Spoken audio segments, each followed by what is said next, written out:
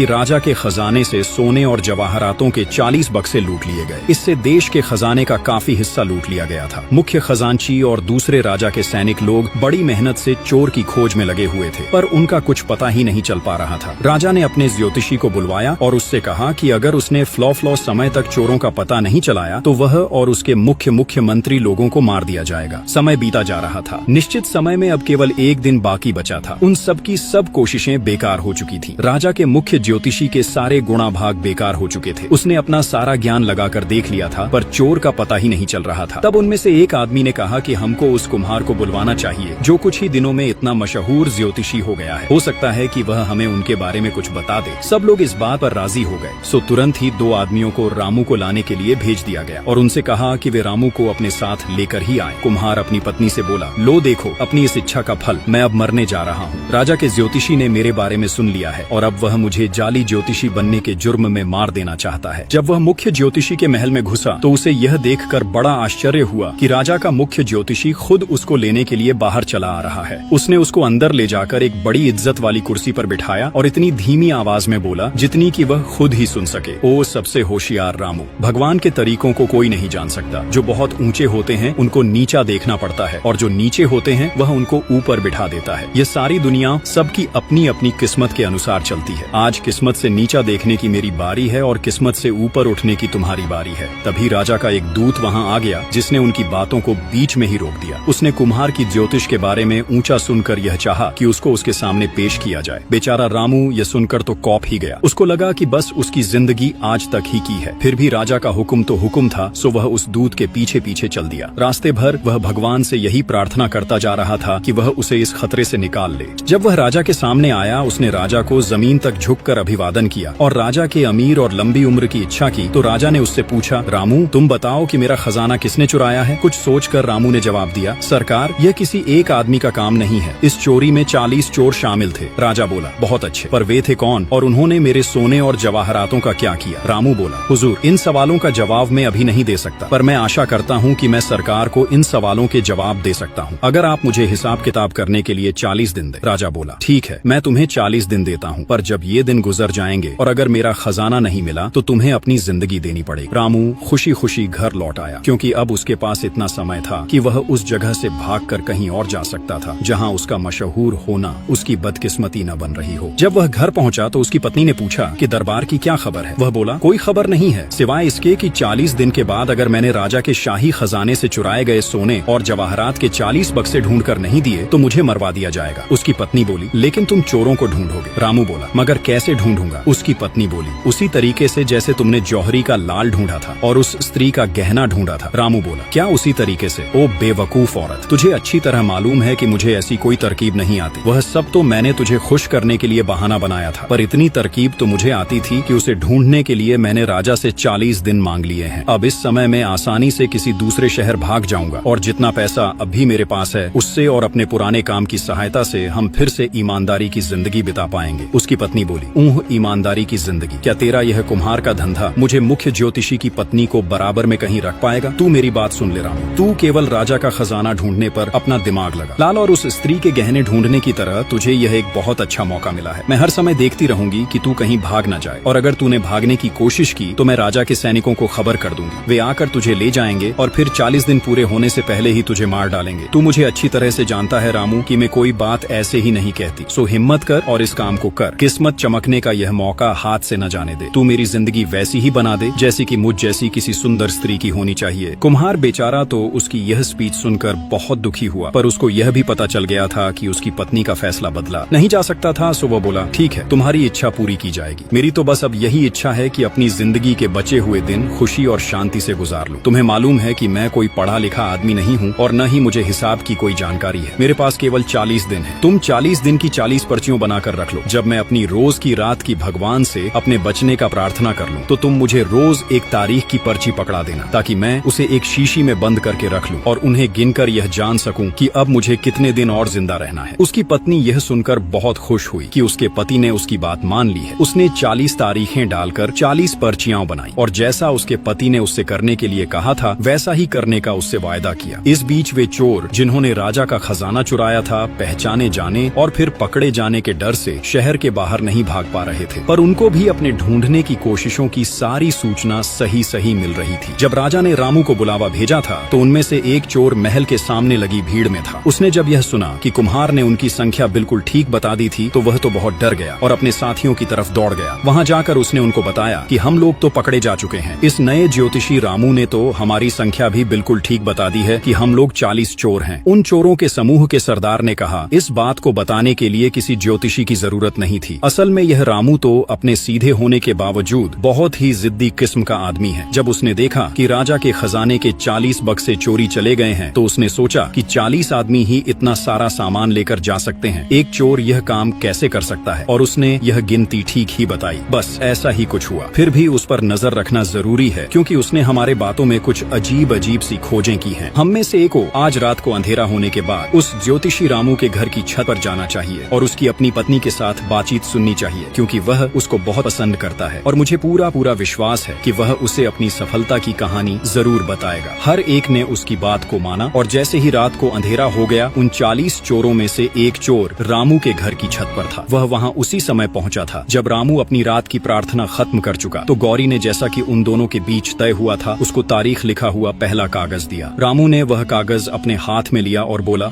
सो 40 में से यह पहला है। जैसे ही छत पर बैठे चोर ने यह सुना तो वह तो डर के मारे वहाँ से उठकर अपने साथियों के पास भाग लिया। वहाँ जाकर उसने उन सब साथियों को बताया कि जैसे ही वह वहाँ पहुँचा तो रामू ने अपनी दैवीय ताकत से उसके वहाँ होने के बारे में जान लिया। उसने अपनी पत्नी से तुरंत ही कहा, सो 40 में से यह पहला है। इस चोर की कहानी पर किसी ने विश्वास नहीं किया। किसी ने कहा, तुमने गलत सुनी होगी या डर गए होंगे। किसी ने कहा, यह सब कैसे हो सकता है, तुम झूठ बोल रहे हो। इसके बाद यह तय हो गया कि अगले दिन रात को 2 आदमी जाएंगे और वे भी उसी समय जिस समय आज वह आदमी गया था और फिर देखेंगे कि क्या होता है। अब की बार अगले दिन 2 चोर